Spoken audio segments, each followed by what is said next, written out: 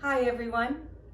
One of my favorite quotes from Einstein goes, "Imagination is more important than knowledge."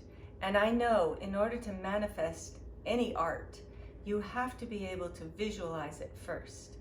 So this year in Patreon, what I want to do is teach you how to envision what has not yet become in your artwork.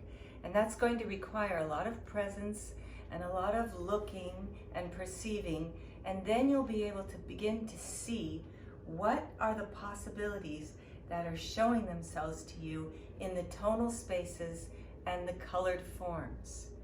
This is very important for today because we all know that it's been a really hard time, and in order to come through this, we need to see inside ourselves the possibilities for the future. And that's what Envisionism is going to do. Teach you the ability to develop your imagination so you can see what's actually presenting itself to you and do original art and even problem solve in your life.